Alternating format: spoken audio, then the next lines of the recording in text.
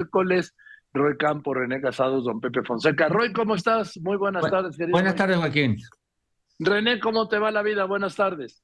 Muy bien, afortunadamente, Joaquín, y sé que a ti también muy bien. Enhorabuena. A todo dar. Y querido don Pepe, una provocación.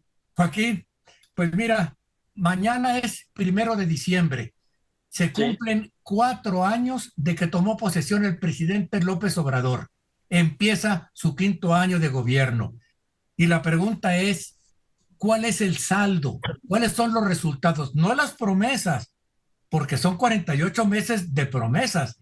Y vamos a preguntar, yo les voy a preguntar a todos, ¿cuál es el saldo en seguridad? Donde ha imperado la política del dejar hacer y dejar pasar y ha aumentado la presencia y la influencia de las bandas criminales. ¿Cuál es el saldo en salud? Donde todavía a 48 meses de gobierno no han podido construir siquiera ni un sistema de distribución, menos de compra de medicamentos. Con la política de ahorrar, lo que han hecho es destruir el sistema de salud que teníamos. Y en educación no hay nada nuevo, nada con qué enfrentar y con qué llenar el hueco de los 2 años que dejó la pandemia en la educación de toda una generación de estudiantes. Me temo que van a llegar al final del sexenio con las manos vacías, Joaquín. Roy, ¿opina lo mismo? Bueno, la parte final es un pronóstico con las manos vacías, no sé en qué sentido, pero creo que tienes razón y que es un buen momento. A ver, el presidente en su discurso del domingo no tuvo nada que ver con hacer un saldo pues es un discurso político, un posicionamiento político, pero no hace un saldo como tú dices de qué ha pasado. Y efectivamente, si nos vamos variable por variable, salud, pues salud llegó y con su afán de destruir todo lo pasado acabó con todo y acabó con el sistema de distribución de medicinas, le tocó la pandemia y entonces no administró bien este problema de las medicinas, las vacunas. El INSABI es su fracaso, que fracasó a los días de haber iniciado, ya lo declararon fracaso y nos tienen 2 años diciendo, pero el año que entra vamos a estar como Dinamarca, y esto es salud. Si nos vemos como seguridad, el cambio de tendencia que dicen es, agarró la seguridad muy arriba, cambió tendencia porque dejó de crecer, pero la mantiene arriba. Y los decrecimientos son tan mínimos que no se perciben. Tan es así que son las cifras que Joaquín nos da permanentemente. Este sexenio ya es el más violento de la historia, en lo que va de la historia. Espero que no haya uno más violento en el futuro. En términos económicos, pues le cayó la pandemia y generó caída económica, incremento de pobreza, inflación que viene de fuera o que de dentro no se ha controlado, como sea. Es decir, si nos vamos variable por variable, o en infraestructura, pues la ha concentrado en el aeropuerto, que no termina de despegar, en la refinería, que no empieza a refinar, y en trenes, el Tren Maya, el Tren Ísmico, o el Tren México-Toluca, que él no inició, pero pues ya que lo van a acabar. No hay como en el saldo más que un buen saldo político electoral para el presidente. Electoral porque mañana entra un nuevo gobernador de Morena en Oaxaca y con eso ya tendría sus 22 gobernadores buscando el 23 y 24 el año que entra. Electoralmente le ha ido muy bien y políticamente mantiene una aprobación alta polarizando al país, que creo que hoy es la característica de la sociedad mexicana, esta polarización. En apoyo de esto, querido Roy, pues yo os apuntaría lo siguiente. Para el presidente fue más importante la marcha del domingo que el mensaje que dio en el Zócalo. Sí, sí, totalmente, totalmente. Y no importa, aquí sí no importa cuánto haya costado, ¿no? O sea, no hay esconder el acarreo, esconder la movilización. No, que no se esconda, que no se escondan los camiones, que no se escondan los baños, que no se escondan las pantallas, que no se escondan las tortas, que no se esconda, que se vea el poder.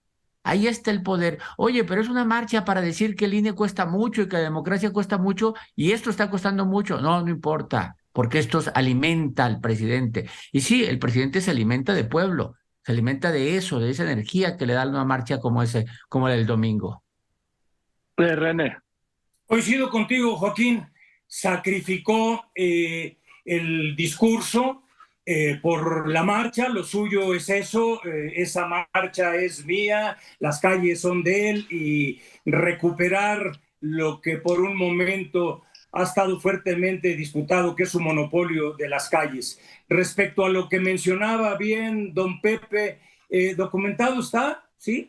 Las políticas públicas en los temas de los grandes problemas nacionales han sido evidentemente y absolutamente insuficientes en este régimen. Está en una contradicción insalvable hasta el momento entre presidente popular versus gobierno ineficiente, entre gobierno legítimo versus gobierno ineficaz. En los claroscuros y matices del balance son mucho más los oscuros que los claros. Infortunadamente, en los predicados de la vida cotidiana, como diría don Pepe. Mientras tanto, entre tanto, en el teatro de la realidad, y no nada más en la hoguera de las vanidades y de las marchas y contramarchas por venganza o por las razones que sean, ahí está la pobreza, ahí está la desigualdad, la falta de salud, la inseguridad. Esas sí siguen su marcha. La verdadera marcha es esa, Joaquín. Don Pepe. Sí, mira, Joaquín, sobre todo lo que ocurre es que se ha impuesto con el criterio de encontrar ahorros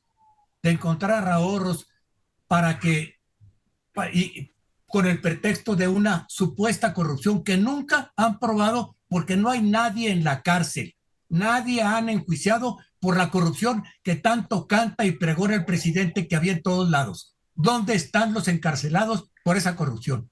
No están, porque no estoy tan seguro que pudiera probar la corrupción. No que no existiera, sino que la pudiera probar. El problema es que estamos pasando de lo que en un momento dado, principios de sexenio, era solo ineptitud burocrática, y estamos pasando a algo peor. Ahora estamos enfrentando, al consolidar y cerrar su equipo, estamos enfrentando la ineptitud ideológica, porque no importa nada más que la ideología que tiene que transitar al siguiente sexenio. Una ideología que ya empiezan con ciertas inquietudes a manejarse por allí. ¿Qué tal un maximato como el de Calles? ¿Qué tal un jefe máximo? Pues sería la única salida para la situación actual en la que está el gobierno. El gobierno tiene un presidente inmensamente popular frente a un gobierno que no se acerca ni con 10, ni con 15, ni 20 puntos a la popularidad del presidente, con un partido que dista mucho de tener esa popularidad. Todos están colgados de la popularidad del presidente, y eso le da al presidente un inmenso poder. La marcha, como le decía yo a Roy, la marcha fue para decir nada más: señores, ¿qué harían sin mí? A ver, Roy, ver, el presidente cuenta con una aceptación superior al 60% en todas las encuestas. Él habla del 70%, pero en fin, ya cuando estás en 60 o 70, para mí es prácticamente lo mismo. Sí, el presidente se regala 10 puntos. O sea, Sí, bueno, vamos a cerrarlo. es que tiene otros datos, Roy. Sí, él se regala.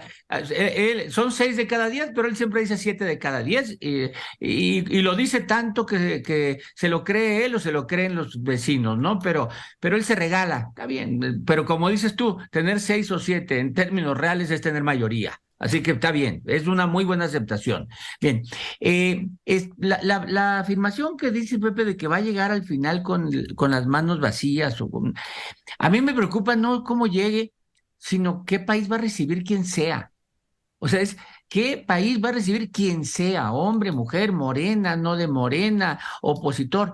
Un país, a ver, que económicamente funcionando, pues sí, pero tal vez con menos valor del que lo recibió López Obrador. Un dividido, sí, dividido. A lo mejor la justicia social hace que el sur esté más desarrollado de lo que estaba, sí está bien, pero una población más polarizada. Y ojo, con una ley que el presidente aguantó bien, pero quién sabe si aguante el próximo presidente, la ley de revocación. porque a ver, quien gane, le organizan una revocación y quién sabe si la aguante el próximo presidente. No, yo nomás O me imagino. presidenta. O presidenta. Porque, a ver, por eso yo creo que está tan el Congreso como queda, hay que darle el Congreso al que gane o a la que gane, hay que ser políticamente correcto, pero porque viene a los 2 años una posibilidad de que lo saquen. Porque si el país entra en conflicto, polarización, inseguridad que no baja, economía que no despegue, salud que no funciona y las relaciones exteriores complicadas, porque de repente nos va muy bien con los países latinoamericanos en este momento, pero con Estados Unidos ahí tenemos los conflictos, ¿No? Y de repente nos va muy mal, sí. Roy, como en la elección del presidente del Banco Interamericano de Desarrollo, que México logró 2 votos.